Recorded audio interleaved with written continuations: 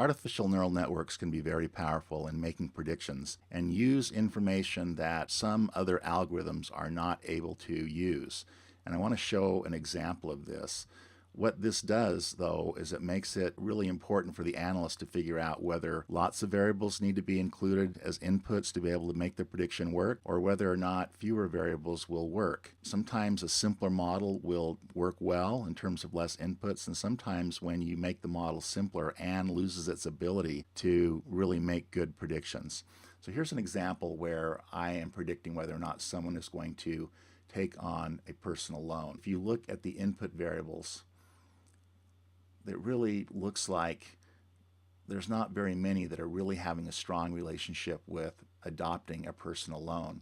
So here is adopting a personal loan equals 1, which means yes. And if you look over here, the income level of the customers, the credit card average, and the CD account have obvious information that we can see is going to help us with the predictions.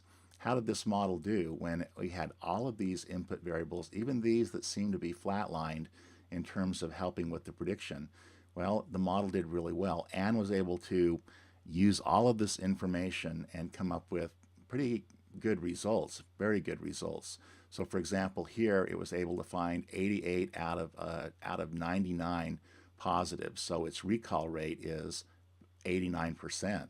So it's getting almost all of those who really will adopt the loan, which is really good results. It also has a very high percentage of being able to find the true negatives. So overall, this is outstanding performance. And in spite of or because of, it's able to use all of this information. Now, this made me curious, and I wanted to go see if I could eliminate all of these that didn't really seem to be helping very much, to see what would happen with my model result. Here's the example when all I left in were the 3 input variables that seem to have an obvious relationship with the outcome variable. So my model is very much simpler, but I also lost a lot of my predictive power. Recall, this is the test outcome.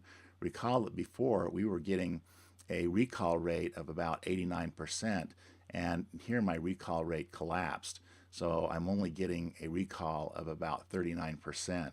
So when I eliminated a lot of this other information that Anne was using successfully to be able to predict what it needed to predict, my performance really went down. This is an example how with Anne especially, it's really important to find out which input variables are really helping. What's really happening here is Anne built a complex network, and it was able to use this information in ways to make the modeling outcome really very much better. This is a powerful demonstration of the power of the network. And as an instructor, I had to make a decision as to how best have you use your time. I could let you try these different combinations of input variables and see how well it worked. My worry was that it would feel to you like I was having you do something that just didn't have a big payoff. But I wanted to show you what happened when I tried this and let you see what a big difference it made when I dropped out some of this seemingly unimportant information. So here you can see the results of when I did 1 tour or 20 tours of using all of the input information. When all of the input variables were included in the model, I had very high recall, I had very high precision, and low overall error rates. My specificity also was very high. When I dropped out some of the variables that did not seem from the profiler to be helping very much, my recall collapsed from around 90% down to around 30%, and these various combinations all had poor results. Interestingly, my specificity stayed high. So when I dropped out this other information, really didn't have much effect on my ability to find the true negatives, but it had a very bad effect on my ability to find the true positives. So on a real project, you need to figure out how sensitive Anne is to dropping out some of the input variables.